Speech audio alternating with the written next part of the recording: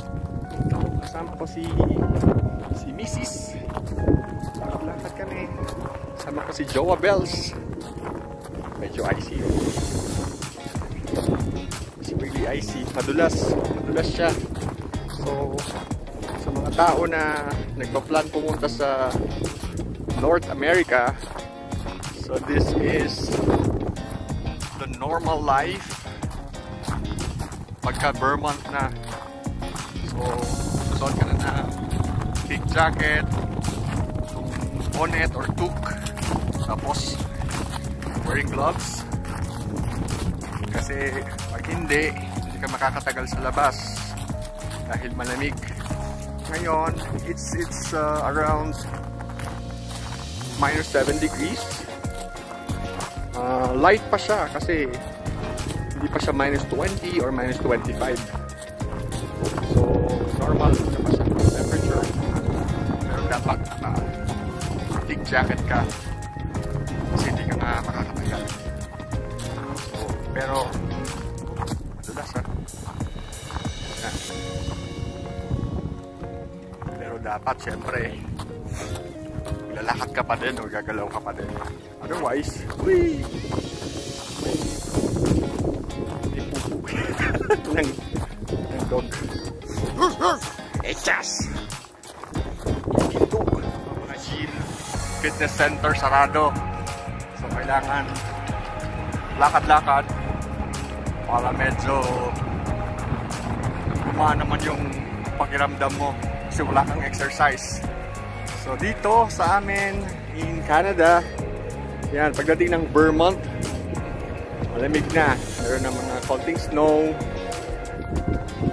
Tapos syempre, kahit malamig, cold weather, kailangan mo pa rin maligo.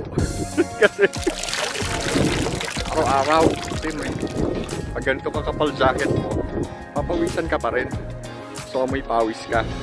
So ligo pa rin syempre para hindi ka amoy melon or melon amoy.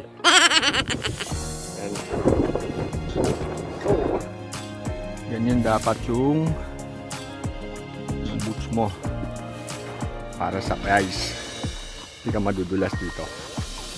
So ito yung trail. Pag summer, lumalakad dito yung mga tao nagjo-jogging, bike trail. Saka yan, dito din nilalakad yung mga pet. Parang ako, lumalakad dito si Brad Pitt. Ayan. Hi! May kasama pala ako. Yan. Ayan. Matakbo. Matakbo si Kita. Kasi maganda yung walking dahil in a cold countries like this, dito sa amin, pag hindi ka lumabas, madidepress ka. So, didepress ka, tataas din yung ano mo, anxiety mo. Ay dapat lalakad ka talaga, lumalabas ka, nag-exercise ka. Otherwise, hindi mataba ka. Kagaya ko, yan mo. Taba ka. Yan. Okay.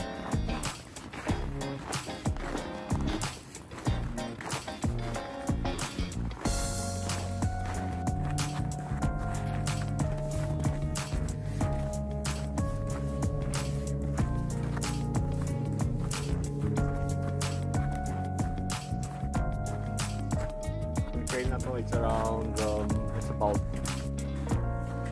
7.5 kilometers long. So kung dalawang balik ka, it's all good. Kasi mga 14-15 kilometers na rin yung nalakad mo, yung bike mo. Not bad. So it's a good exercise na rin. Kaya nito. Right.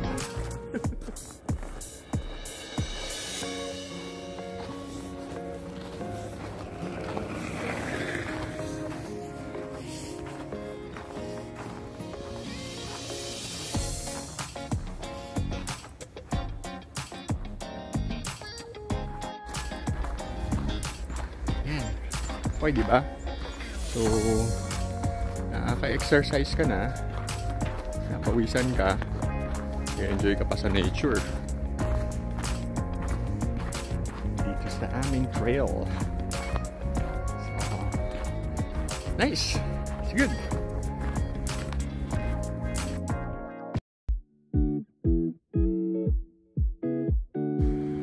Alright!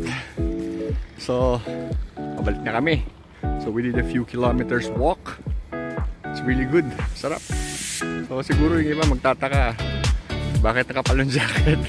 Kahit mataas yung araw, mainit-init. Pero kahit mataas yung araw, it's a negative temperature here. So kaya naka-jacket. Tsaka naka-toque and gloves. So yan ang sandata mo pagka ganitong weather sa ganitong country, Canada. Okay? So since sarado nga ang mga fitness center, all you have to do is be active.